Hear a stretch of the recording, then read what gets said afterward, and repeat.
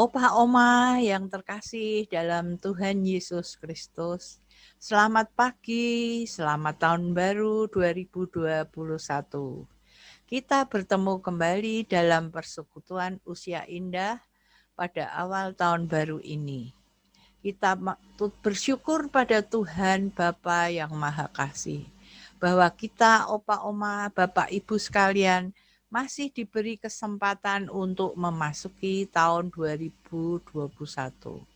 Marilah kita menapaki hari-hari, minggu-minggu, bulan-bulan mendatang dengan tetap bersemangat, jaga kesehatan dengan hati yang gembira, karena yakin bahwa Tuhan menuntun dan menyertai kita di tahun ini.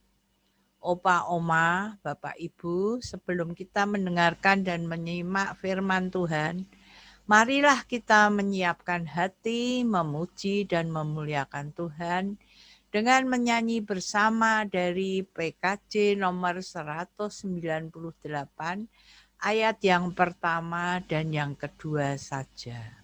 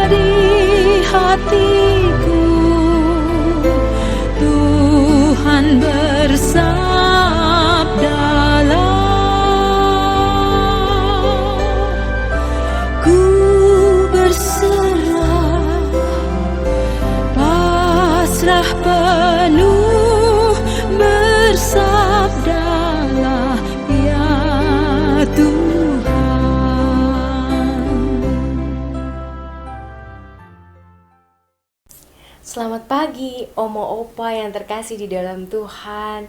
Apa kabarnya? Selamat tahun baru. Semoga di tahun yang baru ini kita semakin hari semakin mengenal Tuhan kita, dan semakin hari semakin mengalami sukacita sorgawi, damai sejahtera sorgawi, dan kita bisa menjalani kehidupan dengan pimpinan Tuhan yang luar biasa. Om Opa yang terkasih di dalam Tuhan, hari ini kita akan bersama-sama merenungkan satu bagian firman Tuhan yang sangat menarik, dan kita akan memulainya dengan doa. Mari kita berdoa. Tuhan Yesus yang baik, kami mengucap syukur untuk pertolongan Tuhan. Kami mengucap syukur untuk perkara-perkara yang Tuhan izinkan terjadi dalam hidup kami, dan bagaimana Engkau hadir di dalam setiap perkara itu, bagaimana Engkau menuntun kami, menolong kami, memberikan kami segala sesuatu yang kami butuhkan. Walaupun seringkali hidup tidak berjalan seperti yang kami inginkan, yang kami kehendaki, tapi tangan Tuhan sungguh kami bisa rasakan. Lewat kesehatan, lewat kepedulian sahabat-sahabat, saudara dan keluarga, lewat waktu yang masih Tuhan karuniakan bagi kami saat ini, sehingga kami bisa bersama-sama menikmati persekutuan bersama dengan kawan-kawan kami, walaupun lewat media virtual. Ini adalah perkara-perkara yang Tuhan izinkan untuk kami lihat, untuk kami saksikan, bahwa Tuhan sungguh besar, Tuhan begitu mengasihi kami, dan Tuhan senantiasa ada dalam hidup kami. Hari ini kami mau bersama-sama merenungkan firman-Mu. Biarlah Roh-Mu yang kudus itu yang menopang hidup kami, yang membuat hati kami terus terarah kepadamu, yang membuat pikiran kami juga mengalami tenang dan damai, dan daripada Tuhan saja. Biarlah firman-Mu memberikan kepada kami terang untuk kami menjalani kehidupan kami secara khusus di tahun yang baru ini. Terima kasih Tuhan Yesus buat kesempatan yang baik ini. Hanya di dalam nama-Mu Tuhan, kami berdoa, kami bersyukur, dan kami memohon hikmat Tuhan. Amin. Mari kita membuka bagian firman Tuhan pada pagi hari ini yang diambil dari 2 Korintus 10 ayat 1 sampai 11. 2 Korintus 10 ayat 1 sampai 11. Saya akan membacakannya buat kita semua. Aku Paulus, seorang yang tidak berani bila berhadapan muka dengan kamu, tetapi berani terhadap kamu bila berjauhan. Aku memperingatkan kamu demi Kristus yang lemah lembut dan ramah. Aku meminta kepada kamu, jangan kamu memaksa aku untuk menunjukkan keberanianku dari dekat, sebagaimana aku berniat bertindak keras terhadap orang-orang tertentu yang menyangka bahwa kami hidup secara duniawi. Memang kami masih hidup di dunia, tetapi kami tidak berjuang secara duniawi. Karena senjata kami dalam perjuangan bukanlah senjata duniawi, melainkan senjata yang diperlengkapi dengan kuasa Allah yang sanggup untuk meruntuhkan benteng-benteng.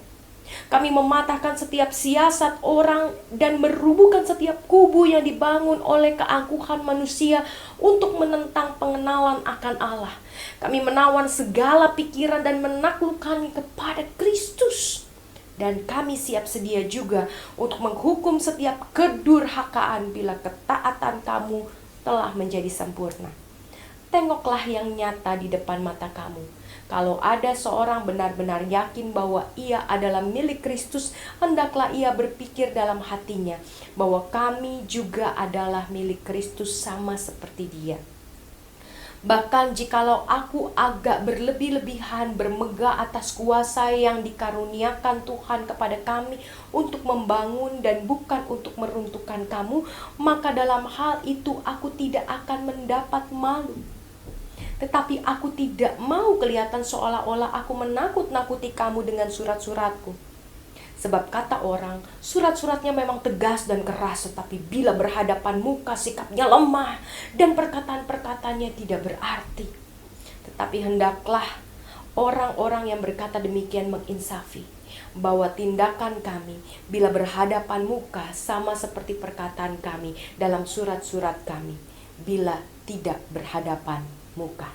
Sedemikian jauh pembacaan firman Tuhan. Berbahagialah kita yang membaca firman Tuhan dan melakukannya. Haleluya. Selamat pagi Omo Opa. Tadi kita sudah membaca bagian firman Tuhan yang diambil dari 2 Korintus 10 ayat 1 sampai 11. Ada sebuah latar belakang yang perlu kita tahu tentang pelayanan Paulus di kota Korintus ini. Paulus pada saat dia melayani jemaat Tuhan, setelah dia mengalami pertobatan dari seorang Saulus menjadi Paulus, dia mendapatkan banyak sekali yang namanya penolakan. Dia banyak sekali mengalami tekanan. Dia juga dibenci oleh begitu banyak orang, secara khusus justru oleh saudara-saudaranya yang adalah Yahudi tulen. Tapi Paulus tidak pernah mendapatkan tekanan, penolakan seperti yang dialami dirinya di kota Korintus ini. Seperti apa sih kota Korintus ini? Kota Korintus ini seperti Jakarta sebetulnya.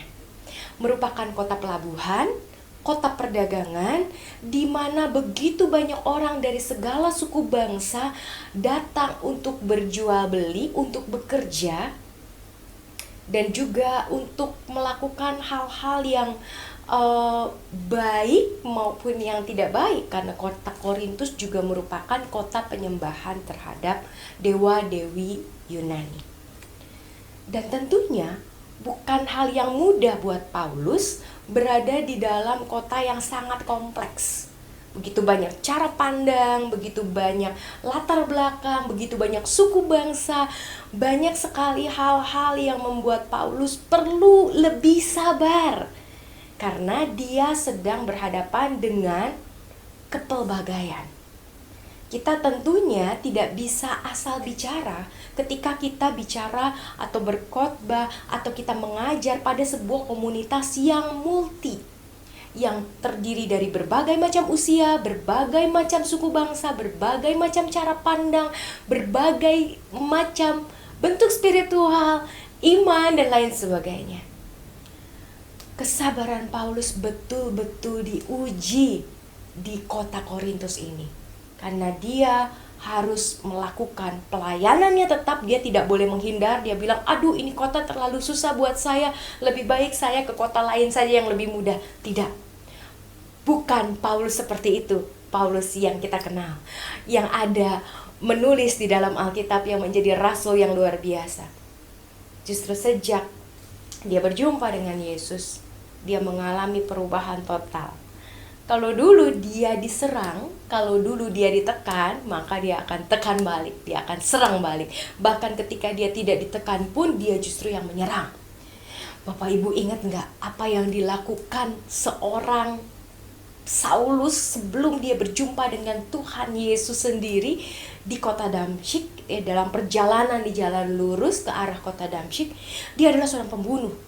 Bahkan salah satu orang murid Tuhan yang dibunuhnya adalah Stefanus. Memang dia tidak membunuh dengan tangannya sendiri, tapi dia menghasut begitu banyak orang untuk melempari Stefanus dengan batu sampai mati.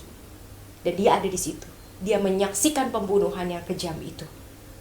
Bapak Ibu, bahkan Paulus mengatakan, ketika dia masih menjadi Saulus, dia membunuh banyak orang. Laki-laki, perempuan, semua dia bunuh. Dia tidak pandang bulu. Bisa dikatakan bahwa dia adalah orang yang sangat-sangat kejam. Dia orang yang sangat-sangat berhati dingin, bertangan besi. Tapi Tuhan mengubahnya. Kita lihat responnya. Di dalam 2 Korintus ini, Paulus ingin menyampaikan apa yang sebetulnya dia alami. Kita lihat di ayat yang pertama. Ayat yang pertama mengatakan begini, aku Paulus, seorang yang tidak berani bila berhadapan muka dengan kamu, tetapi berani terhadap kamu bila berjauhan. Aku memperingatkan kamu demi Kristus yang lemah lembut dan ramah. Paulus bukanlah orang yang lemah lembut. Paulus bukanlah orang yang ramah. Dia orang yang kasar, bahkan dia menyebut dirinya buas, Bapak Ibu, Omo Opa terkasih.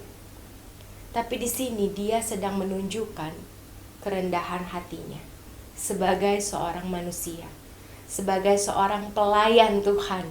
Kalau waktu itu dia ketika dulu di masa mudanya, dia bukan pelayan Tuhan. Dia pelayan dirinya sendiri, karena dia melakukan segala sesuatu berdasarkan pengalamannya, berdasarkan pikirannya, berdasarkan pengetahuannya yang memang luar biasa. Untuk orang seperti Paulus itu Paulus tuh super pinter, Bapak Ibu. Dan dia bisa dikatakan sebagai ahli Taurat. Dia betul-betul tahu banget Taurat Yahudi, dia betul-betul mendalami, dia hafal, mungkin ngelotok begitu ya, saking hafalnya tuh hafal luar kepala, ngelotok luar biasa. Dia paham sekali. Tapi dia hidup hanya untuk hukum yang diatur oleh manusia, bukan hidup di dalam hukum Tuhan itu sendiri. Karena hukum Tuhan sebetulnya kalau kita melihat bagaimana Yesus merangkum 10 hukum Tuhan itu menjadi 2, 10 hukum yang di dalam perjanjian lama kita kenal gitu ya, menjadi 2, yaitu kasihilah Allahmu dengan segenap hatimu, dengan segenap jiwamu, dengan segenap kemampuanmu, dengan segenap karyamu, kasihilah sesamamu seperti dirimu sendiri. Jadi hukum itu sebenarnya cuma mengasihi Allah dan mengasihi sesama.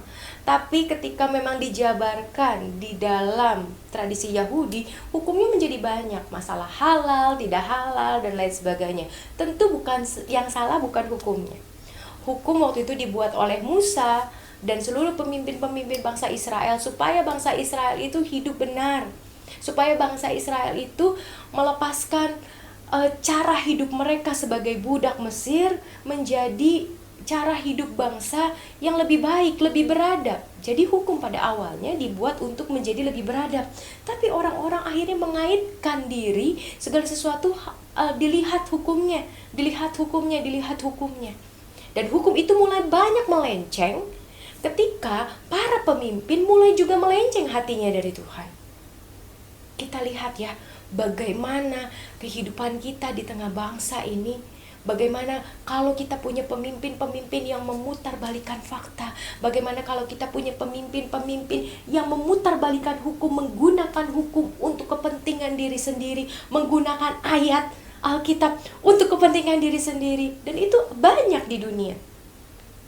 Akhirnya Paulus hidup di dalam apa kata orang, apa kata manusia, apa kata hukum yang dibuat manusia, bahkan apa kata hukum yang sudah diputarbalikkan oleh manusia.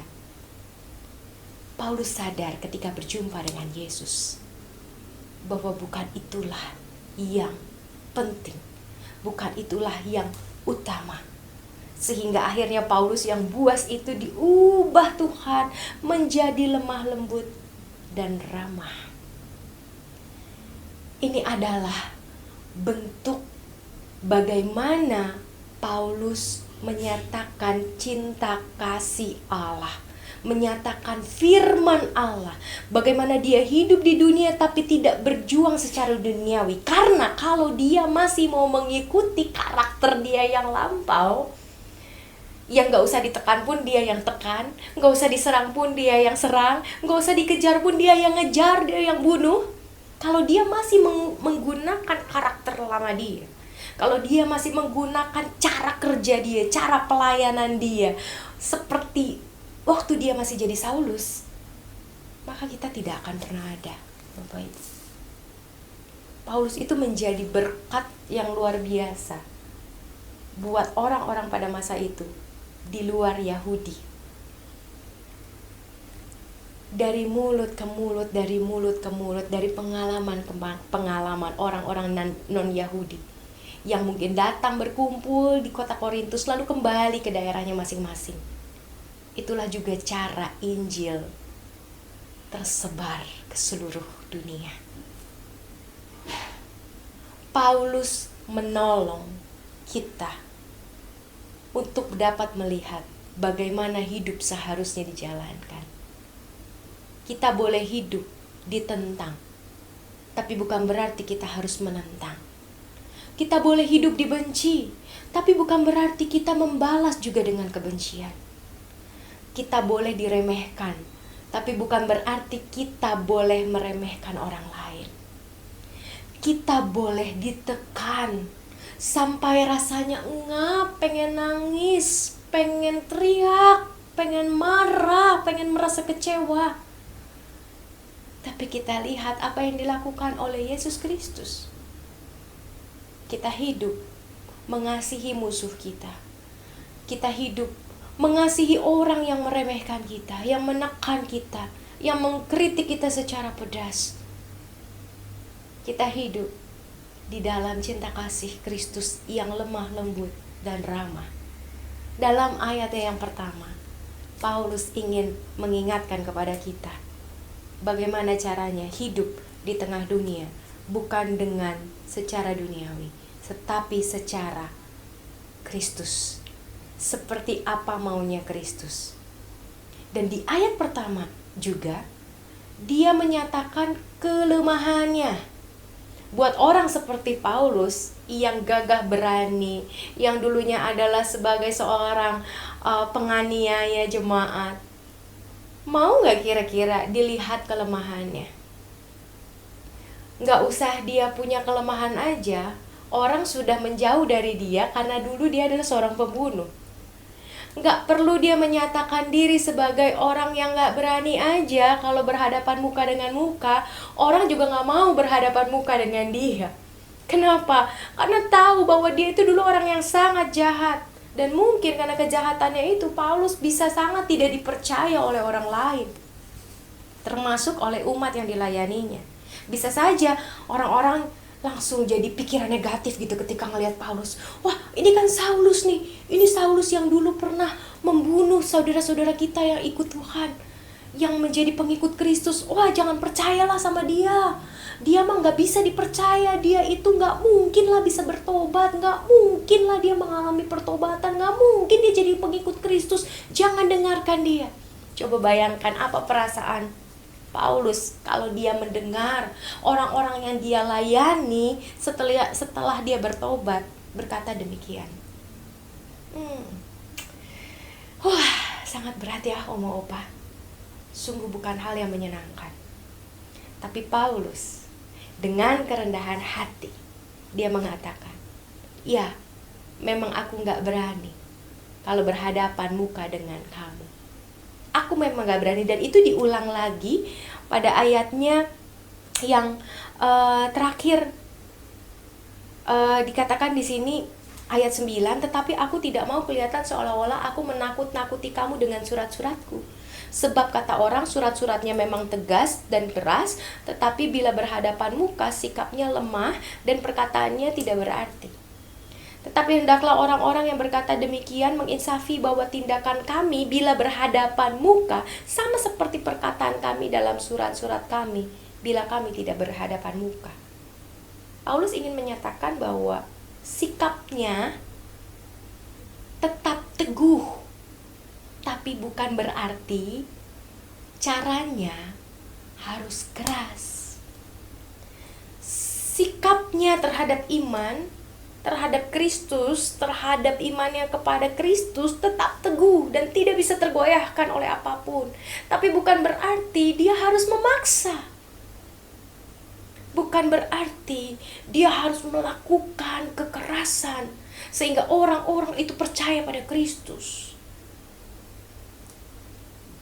Paulus ingin menyatakan bahwa kerasnya keinginan dia untuk memperkenalkan siapa Kristus tidak sama dengan cara yang ia gunakan untuk memperkenalkan siapa Kristus.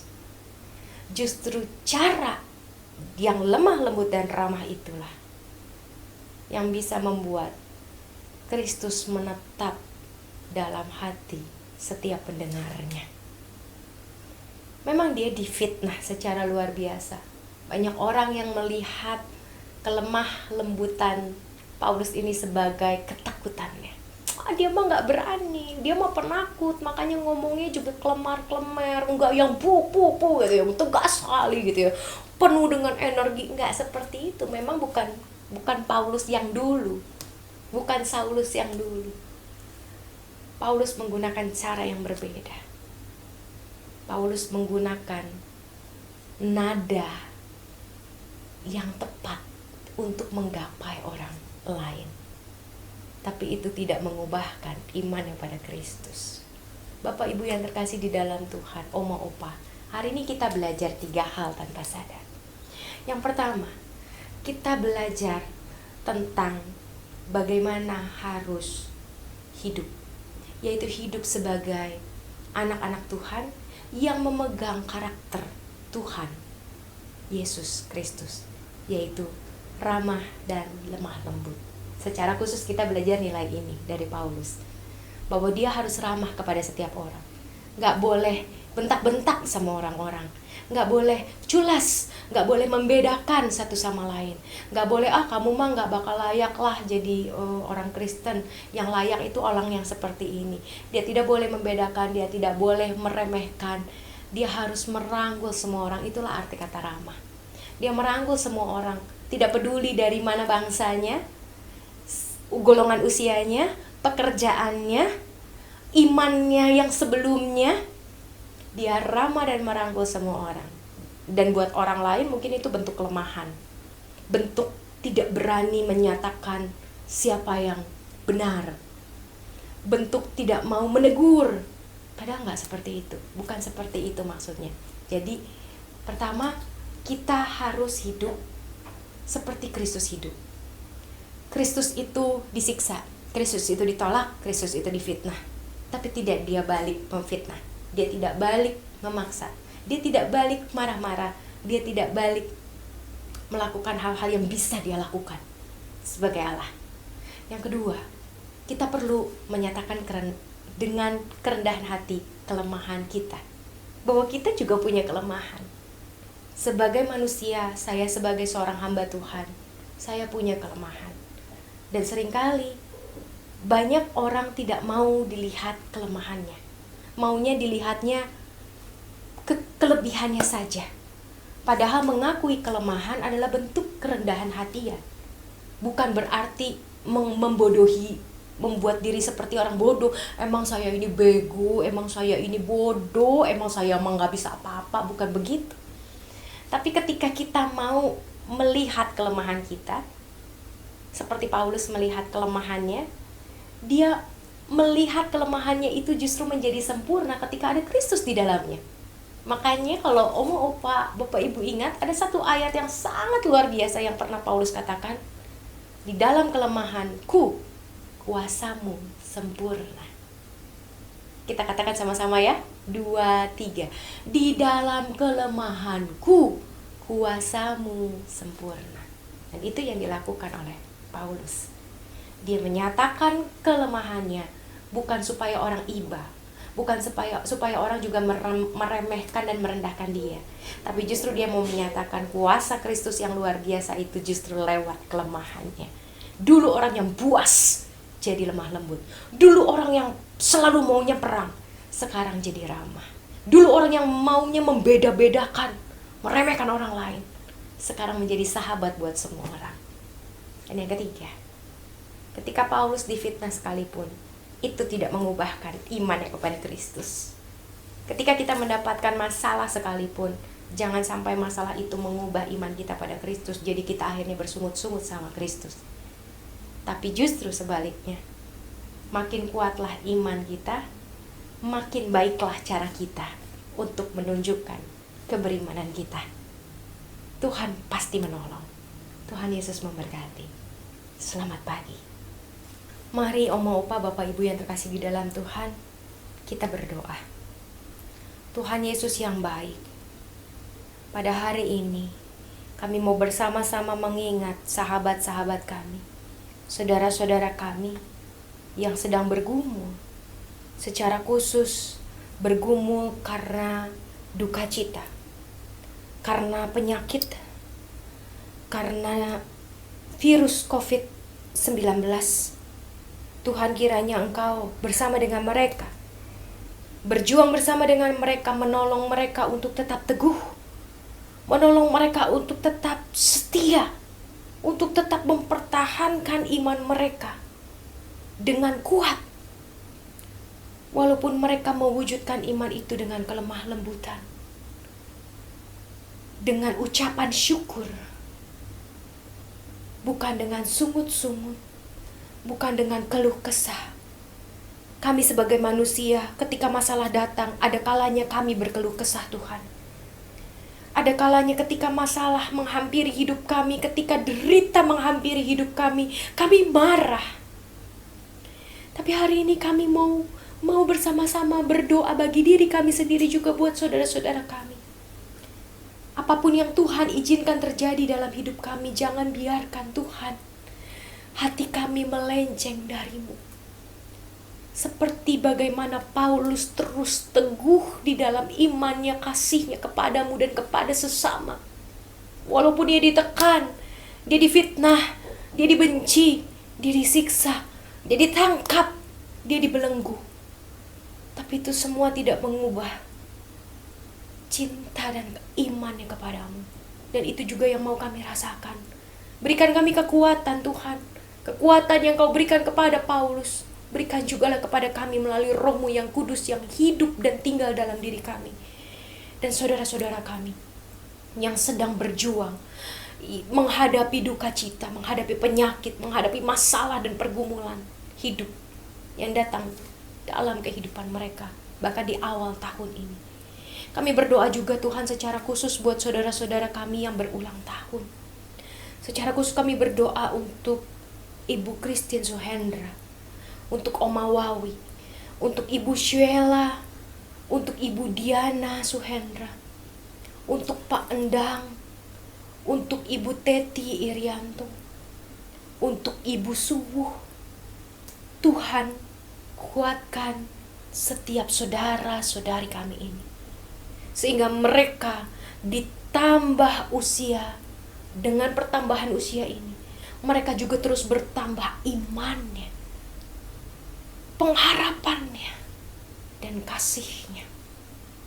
Bukan hanya tubuh yang bertambah tua, bukan hanya usia yang bertambah semakin banyak, tapi sukacita pun kami ingin bertambah semakin banyak. Damai sejahtera akan kami butuhkan untuk semakin kami rasakan. Kami berdoa untuk saudara-saudara kami ini Tuhan. Biarlah di tahun yang baru ini mereka menjalani hidup dengan semakin dekat dan semakin erat kepadamu saja.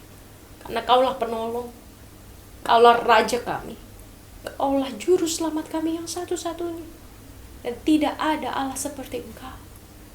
Biarlah saudara-saudara kami di tahun yang baru terus berharap dan semakin serupa dengan Engkau yang adalah Allah kami.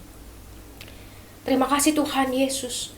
Kami juga berdoa Tuhan untuk program kerja GKI Muara Karang yang sedang dirancang, yang sedang dipikirkan bersama-sama dan disusun bersama-sama. Kiranya Engkau yang menolong kami sebagai gereja terus melakukan program tanggung jawab kami, bahkan di tengah pandemi yang mungkin belum selesai di tahun ini. Tapi kami percaya Tuhan, Engkau yang memberikan kami inspirasi, Engkau yang memberikan kami tuntunan sehingga kami tetap dapat mengerjakan pekerjaan-pekerjaan yang Tuhan percayakan kepada kami sebagai tanggung jawab kami sebagai gereja dengan baik. Kami berdoa juga Tuhan untuk pemilihan penatua. Kiranya buat setiap saudara-saudara kami yang sudah dipanggil Tuhan lewat perlawatan penatua, kiranya Tuhan yang mau memimpin mereka, menjawab panggilan Tuhan dengan hati mereka, dengan segenap apa yang ada pada mereka, sehingga sungguh pelayan-pelayan Tuhan di tengah jemaat-Mu ini menjadi pelayan-pelayan yang melekat kepadamu, menjadi pelayan-pelayan yang semakin mengasihi-Mu, pelayan-pelayan yang mencari isi hati-Mu, mencari isi pikiran-Mu, dan berjalan mengikuti titah-Mu dalam terang-Mu. Tolong kami Tuhan. Tolong untuk setiap pelayan-pelayan, juga untuk setiap pengurus komisi-komisi Tuhan, dari komisi anak, komisi remaja, komisi muda, komisi dewasa, seksi wanita maupun seksi usia indah. Berkati mereka Tuhan di dalam keterbatasan mereka sebagai seorang manusia. Berkati mereka di dalam keterbatasan mereka menghadapi perubahan-perubahan bentuk pelayanan di tengah pandemi. Sehingga sukacita sorgawi terus mereka rasakan.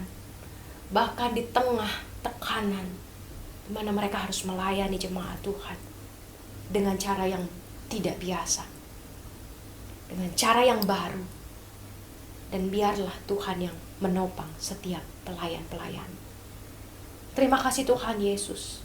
Kami berdoa untuk setiap oma opa yang berada di dalam keadaan sakit, di dalam pemulihan, di dalam keterbatasan di usia lanjut. Biarlah Tuhan yang terus menolong, menjadi sahabat. Jadikan kami sahabat-sahabat juga bagi mereka Tuhan, sehingga mereka terus merasakan cinta kasih Tuhan lewat kehadiran kami. Hanya di dalam nama-Mu Tuhan kami juga memohon ampun atas segala dosa dan kesalahan kami, kelemahan kami sebagai manusia. Dan kami memohon pertolongan-Mu yang tidak pernah habis-habisnya untuk hadir dalam hidup kami. Sehingga di tengah kelemahan kami, kuasa-Mu sempurna Tuhan. Di dalam nama Tuhan Yesus Kristus, kami berdoa dan mengucap syukur. Haleluya. Amin. Selamat pagi, Bapak Ibu yang terkasih di dalam Tuhan. Kita sebentar lagi akan mengakhiri rangkaian ibadah kita. Kita mau bersama-sama mengarahkan hati kita kepada Tuhan, menjadi saksi di dalam keterbatasan kita sekalipun, sebagai oma, sebagai opa, sebagai orang-orang yang mungkin sudah terbatas di tengah pandemi ini. Teruslah melakukan yang terbaik buat Tuhan, lewat kata, lewat perbuatan, lewat kehidupan kita, karena kita tetap bisa jadi berkat, bahkan ketika kita ada dalam keterbatasan sekalipun. Dan kiranya cinta kasih Tuhan yang murni, Roh Kudus yang lemah lembut dan ramah, mengikat kita di dalam persekutuan yang tanpa batas. Dan kiranya Tuhan Yesus bertahta di dalam kehidupan kita, menguatkan kita dari dulu sekarang sampai kesudahan zaman. Amin.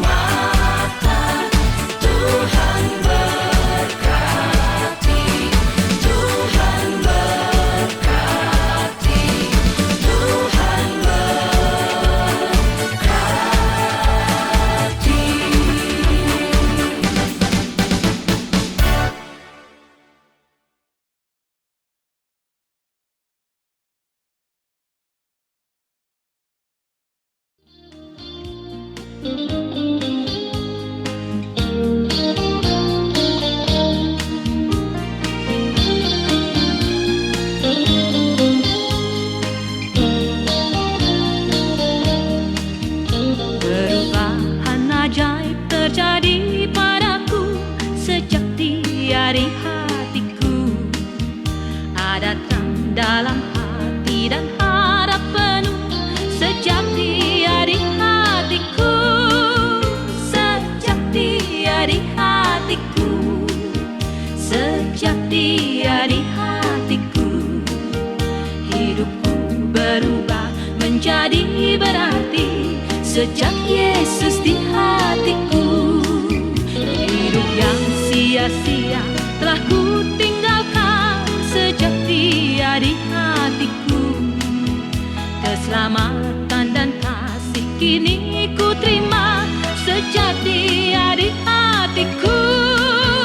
Sejak dia di hatiku. Sejak dia di hatiku. Hidupku berubah menjadi berarti sejak Yesus di hatiku.